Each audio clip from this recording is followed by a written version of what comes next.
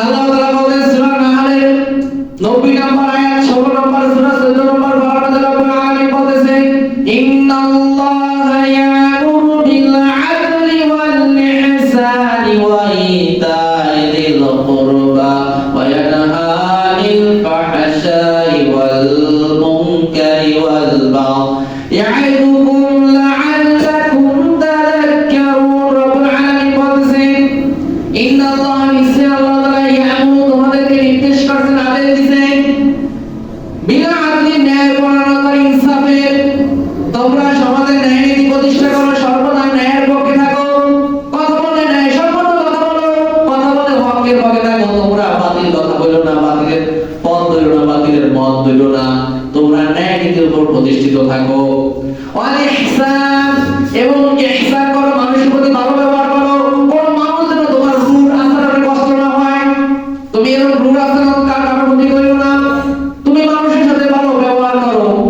ওয়াল ইহসানি ওয়া ইতা'i যিল কুরবা ওয়া ইয়ানহা আনিল ফাহশাই ওয়াল মুনকার, নিকটবর্তী যে আত্মীয়স্বজন আছে তাদেরকে তোমরা দান করো। ওয়া ইয়ানহা, আল্লাহ তাআলা নিষেধ করে দিয়েছেন ওয়া ইয়ানহা আনিল ফাহশাই ওয়াল মুনকার, ওয়া ইয়ানহা, আল্লাহ নিষেধ করে দিয়েছেন আনিল ফাহশাই ওয়াল মুনকার, সকল অশ্লীলতা অসৎ কাজকে আল্লাহ তাআলা নিষেধ করে দিয়েছে। ওয়াল বাগই, সীমালঙ্ঘন করাকে আল্লাহ নিষেধ করে দিয়েছেন। ইয়াইদুকুম লাআল্লাকুম তাযাক্কারুন, আল্লাহ বলতেছেন এগুলো আল্লাহ তাআলা উপদেশ দিতেছেন যাতে তোমরা এই উপদেশ গ্রহণ করো। তা আল্লাহ তাআলা ন্যায় নীতির কথা বলে, ন্যায়ের কথা বলে। তোমরা ন্যায়ের পক্ষে থাকো, তোমরা মানুষের সাথে ভালো ব্যবহার করো, ইহসান করো। ইহসান মানে এক মুসলমানের প্রতি এক মুসলমান অত্যাচার করা, এক মুসলমানের জমি এক মুসলমান দখল করা, এটা মানে ইহসান। ইহসান মানে কি? এক মুসলমানের সম্পদ এক মুসলমান চুরি করা। ইহসান মানে কি? এক মুসলমান অন্য মুসলমানের ক্ষতি করা।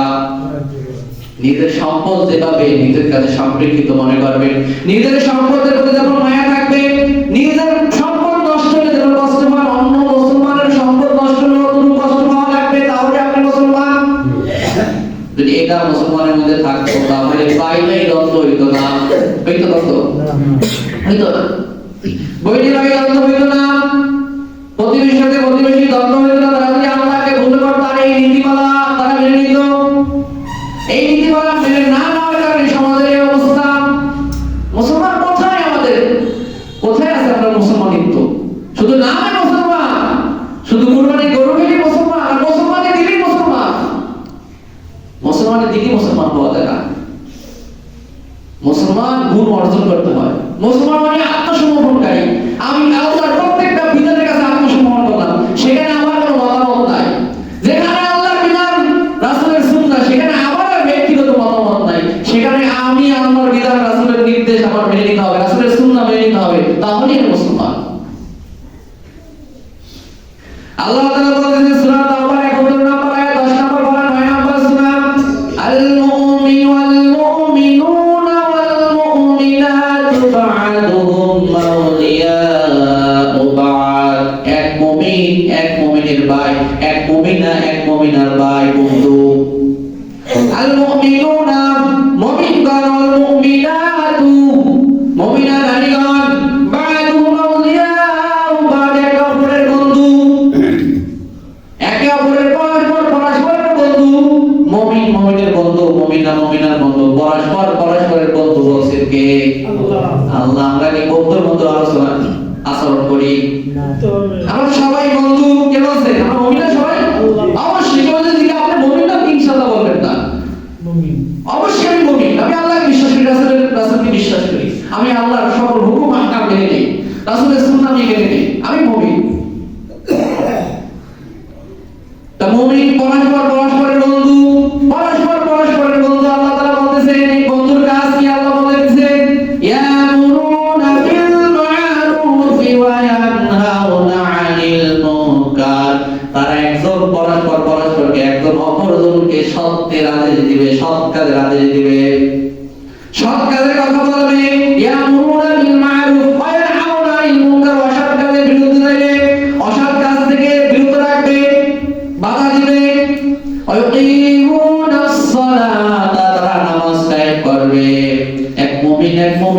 নামাজের দিকে ডাকবেন, আমাদের দিকে আহ্বান করবে, নামাজ সমাজে কায়েম করবে। সমাজে কি নামাজ কায়েম আছে? আছে? নামাজ কায়েম করি আমরা? কয়জন নামাজ কায়েম করি? কয়জন নামাজ পড়ে? আমরা তো বলি অনেকে ইসলামিক রাষ্ট্র কায়েম করে দেয়, মানে নামাজের সংখ্যা বের করে। অনেকে তো ডাক দিয়ে বলে বাংলাদেশে 90% মুসলমান, নামাজই কয়বার বের করে, তারপরে ইসলাম কবে কায়েম করবে না দেখবে। 30% বাংলাদেশে? না না না, আরো কম, 2%। মান তারাকা সালাতান মুতাআম্মিদান ফাকাদ কাফারা। কেউ যদি ইচ্ছাকৃতভাবে নামাজ ছাড়লো সে কুফরি করলো, তার মানে আজকে ফজর নামাজ যারা করে নাই তারা কুফরি করছে, তারা সরাসরি আল্লাহর নির্দেশকে অমান্য করছে। সে একটা কুফরি করছে, মনে করে জুমার নামাজ পড়ি, ওই কুফরি করে জুমার নামাজ পড়ছে না, আগে ফজর নামাজ পড়ে, এখন সমাজে কথা বলে নামাজের সময় কিসের মুসলমান, কিসের মুসলমানিতা?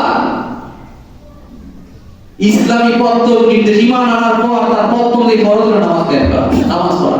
সূরা কারা কিছু জানে না, তারপর নামাজ পড়তে হবে। শুধু আল্লাহু আকবার বিসমিল্লাহ বলে নামাজ পড়বে, আলহামদুলিল্লাহ বলে নামাজ পড়বে। নামাজ পড়াই লাগবে, নামাজ না পড়ে মুসলমান পড়ে যাওয়া যায় না, যায় না, যায় না, কখনোই সম্ভব না। এটা দিন করতে ছিল না, সাহাবাদের জমানায় ছিল না, তাবিঈদের জমানায় ছিল না, তাবিঈদের জমানায় ছিল না। তার পরবর্তী মুসলমান এসে আমরা মনে করি যে আমরা নামাজ পড়ি না, আমরা ঠিক আছে, কারণ আমরা তো আল্লাহকে বিশ্বাস করি। কে বলছে এত শুধু আল্লাহ না? কত সময় ঘুমিয়ে দেবে, জোরের সময় গরমের সময় নামাজ পড়লে বলতে ভালো হয়ে গেছে, পেয়ে গেছে। মুমিনদের পরিচয়, আল্লাহ মুমিনদের পরিচয় দিয়েছে তারা নামাজ কায়েম করবে, ওয়া ইউতুনা যাকাত, তারা যাকাত দিবে, ওয়া ইউতিউনা আল্লাহ ওয়া রাসূলা, এবং আল্লাহ এবং তার রাসূলের আনুগত্য করবে। উলাইকা সায়ারহামুহুমুল্লাহ, আল্লাহ ওয়াসির ওয়াসরি, তাদের প্রতি অতি শীঘ্রই যদি তারা এই কাজগুলো করতে পারে, মুমিন মুমিনাদের পরস্পরের বন্ধু হইতে পারে। যদি পরস্পরের বন্ধু হয়ে তারা যদি সৎ কাজের আদেশ দেয়, অসৎ কাজের নিষেধ করে, নামাজ কায়েম করে, যাকাত দেয়, তাহলে আল্লাহ তাদের প্রতি রহম করবে, অতি শীঘ্রই করবে। সব মানুষ নামাজি হয়ে যাক, সব মানুষ কোরআন সুন্নাহ সঠিকভাবে আমল করে, সুন্নাহ অনুযায়ী জীবন করে, দেখবেন আল্লাহ আপনার হাতে এমনি ক্ষমতা দিয়ে দিবে, ক্ষমতার পথ বাতলে দিবে। ওই আপনি ইসলাম কায়েম করুন, ইসলামের পথ কায়েম করতে নবী দেখি একবার মাথায় বাড়িতে আপনি মনে করেন ইসলাম কায়েম করেন, এই ইসলাম আপনাকে কে শিখাইছে? কোথায় পেয়েছেন আপনি এই হাদিস? কোথায় পেয়েছেন এই ইসলাম? রাখতে অতর্কিতভাবে এক মুসলমানের প্রতি এক মুসলমান হামলা করবে না, আপনি জান্নাতে যাবেন না, কখনই সম্ভব না, কখনই সম্ভব না। আল্লাহ রাসূল বলতেছেন, মান আকালা তাইবা, কেউ যদি হালাল খাবার খায়, ওয়া আমিলা ফি সুন্নতি, আর কেউ যদি আমার সুন্নতের উপর আমল করে, কোন ফিরের সুন্নতের উপর আমল করে না। আমরা তো বলি আমরা অমুকের দল, অমুকের দল, অমুক, আমরা ওই পন্থী, জুবায়ের পন্থী, অমুক পন্থী, আর আমরা রাসূল পন্থী। মূল আমাদের মূল লোক আমরা কোন পন্থী বলে? রাসূলের সুন্নাহ, রাসূলের অবস্থা পাশে কবে করব, এটা আগে পরিচয় দেয়।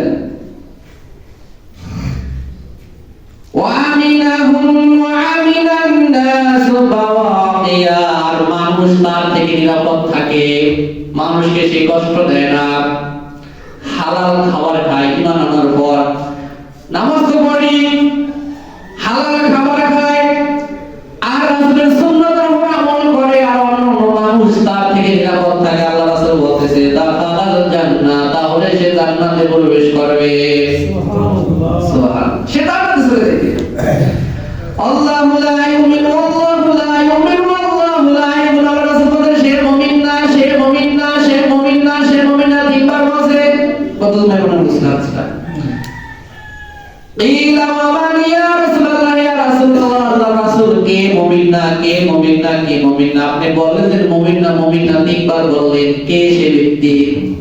আল্লাহ রাসূল বলেন ক্বালাল্লাযী লা ইয়ামান জারুহু বাওয়াইকা, যে ব্যক্তির হাত থেকে অন্য মানুষের নিরাপদ থাকে না, অন্য মানুষকে সে কষ্ট দেয়, মুখ দ্বারা কষ্ট দেয়, হাত দ্বারা কষ্ট দেয়, বিভিন্ন ভাবে কষ্ট দেয়, সে কখনো মুমিন হইতে পারে না। আল্লাহ রাসূল বলেছেন লা তাহাসাদু, লা তাহাসাদু, তোমরা এই হিংসা আমাদের আছে না? সবচেয়ে বড় হিংসা করে ভাই ভাইয়ের সাথে, না?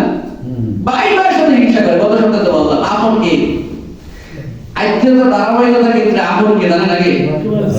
প্রথম নম্বর হলো কি বাপের দিক থেকে যারা আত্মীয় তারা হলো অর্থ, দ্বিতীয় হলো মায়ের দিক থেকে, তৃতীয় হলো শ্বশুর বাড়ি। আমরা সবচেয়ে বেশি আপ্যায়ন করি, মূল্যায়ন করি, খাতির রাখি কোন পক্ষের সাথে? শ্বশুর বাড়ির সাথে। আত্মীয়তার দিক থেকে সবচেয়ে বেশি বাবার পর আমার আপন চাচা, আর সবচেয়ে বেশি দুশ্মনী করে আমরা চাচার সাথে। আপনার ঘরে ভালো রান্না হয়েছে, এই শীতের সময় হাত জমে গেছে, আপনি আপনার চাচাকে হাত জমে গেলে দাওয়াত দেন না, আপনি দাওয়াত দিবেন মামাকে। মামাকে দাওয়াত দেন, ঠিক আছে সে বাধ্য, কিন্তু মামার থেকে চাচার মূল্যায়ন বেশি। এটা শিখেছে কে? আল্লাহ রাসূল। মামার থেকে হাত জমে আগে চাচারে খাওয়ান, তারপর মামারে খাওয়ায়। এটা করা হয়? আগে বাবার খাওয়াবে না শ্বশুরে খাওয়াবে। শ্বশুরের সাথে ভালো সম্পর্ক রাখে, কিন্তু আগে বাবা। আগে বাবা, যদি বাবার সামনে দিয়ে আপনি শ্বশুরকে খাওয়ার, বাবার মনে কষ্ট হলে আপনি শেয়া খাবো বরবাদ। আমরা ইসলাম মানে সব জায়গা থেকে ইসলাম মাইনাস করে দিতেছি, সব জায়গা থেকে ইসলাম মাইনাস করতেছি। আল্লাহ রাসূল বলেন লা তাহাসাদু, তোমরা হিংসা করো না, ওয়ালা তানাজাসু, তোমরা দালালি করে দাম বৃদ্ধি করো না। দালাল আছে কিনা? এই দাম বৃদ্ধি করে কোন দালাল আছে? সব জায়গায় দালাল, দালালের বর্তমান বাংলাদেশ ভরে গেছে, সব জায়গায় দালালি। এগুলো গরু কেনার কাছে করে যে মালিকের কাছে বলে তোমার গরু 50,000 বেচাই দিই, তোমার গরু দাম কত? 45,000, 50,000 বেচাই দিই। আমার যেকিন ভাইরে বলছে তোমার গরু একটা কিনে দিই, আমাকে 2,000 দিতেই হবে। অন্য কেটে 5,000, অন্য কেটে 2,000। মাঝখানে কি খালি চাপাবাজি করছে। তোমরা দালালি করে দাম বৃদ্ধি করো না। নির্দেশ কার? আল্লাহ রাসূলের। ওয়ালা তাবাগাদু, ওয়ালা তাবাগাদু, পরস্পরের প্রতি বিদ্বেষ পোষণ করো না। ওয়ালা তাদাবারু, পরস্পর শত্রুতা ও বিচ্ছিন্নতায় লিপ্ত হইও না। আজকে তো আমরা পরস্পরের শত্রু। বিশেষ করে ইসলামী দলগুলো এখন হওয়ার সম্ভাবনা, এখনই তারা মারামারি করে একজনকে একজন হত্যা করে, জুবাইর সাদবন্দি, তারা আপনি হইতে পারে না, কখনই না, আল্লাহকে কখনই না। যেই তাবলীগ মানুষকে হত্যা করে সেটা তাবলীগ হইতে পারে না, সেটা শয়তানি। আল্লাহি আল্লাহি আল্লাহি, আল্লাহর কসম করে বলতেছি, যারা নির্জুমে রাত 3টা বাজে মানুষকে হত্যা করে, 4 ভাইকে শহীদ করে দিয়েছে, তারা তাবলীগ হইতে পারে না, তারা শয়তানি করে। এটা কোন তাবলীগ? কোন তাবলীগ শিখাইছে তাদেরকে? কোন ইসলাম বলছে এটা মুহাম্মদ সাল্লাল্লাহু আলাইহি ওয়াসাল্লাম ইসলাম না? এই যারা ইসলাম মনে করে এটা হলো শয়তানি। আল্লাহ রাসূল বলেন বিদ্বেষ পোষণ করো না। মতের অমিল থাকতে পারে, তার মানে তুমি তারপরে সামারি করবা, তাকে হত্যা করবা, তোমার জন্য জাহান্নাম, খালিদিনা ফিহা। সূরা নিসার 13 নম্বর আয়াত অনুযায়ী তুমি জাহান্নামী, তুমি জাহান্নামী, তুমি জাহান্নামী। তোমরা যারা হত্যা করছো, তোমরা যারা মুসলমানের রক্ত তোমরা বের করছো, তোমরা জাহান্নামী। এটা আমার কথা না, আল্লাহর কথা, আল্লাহর রাসূলের কথা। এটাই আল্লাহর রাসূলের নির্দেশ, এটাই আল্লাহর নির্দেশ। কোন মুমিনকে যদি অন্যায়ভাবে হত্যা করে, কোন মুমিনকে যদি কোন মুমিন হত্যা করে, তাহলে জাহান্নামে থাকবে খালিদিনা ফিহা। আর জাহান্নামে থাকবে তো থাকবেই, জাহান্নামে এই শাস্তি আছে তার প্রতি আছে। গদিব আল্লাহ তার প্রতি রাগান্বিত হবে, তার মানে আল্লাহ তার প্রতি রাগান্বিত, তার শাস্তিটা কিরকম হবে? ওয়াল্লাহু, এবং তার প্রতি আল্লাহ অভিশাপ দিবে। আর বলছে ওয়া'আদা, আমি প্রস্তুত করছি লাহু, তার জন্য আযাবান আযীমা, মহা সবচেয়ে বড় শাস্তি। আল্লাহ রাসূল বলতেছেন তোমরা পরস্পর বিদ্বেষ পোষণ করো না, ওয়ালা তাদাবারু, বিচ্ছিন্নতায় লিপ্ত হইও না, শত্রুতা করো না, ওয়ালা ইয়াবিবাদু মালা বাইবাত। ক্রয় বিক্রয়ের সময় তোমরা একজনে একটা জিনিসের দামাদামি করতেছে, তুমি গিয়া তার মধ্যে আবার দামাদামি করিও না। নিলামে উঠছে সেটা ভিন্ন কথা, কিন্তু এক জায়গায় মাছ বিক্রি করতেছে, একজন মুনাফি করতেছে, ভাই আমাকে এত টাকা, পাশ থেকে আপনি ওই মুনাফির মধ্যে বলছেন আমি আর 50 টাকা বেশি দিই, তা যায় না। কে বলছে? উনি দামাদামি করে যদি বলে আমি আর দাম বলবো না, তারপর আপনি আবার দামাদামি করেন।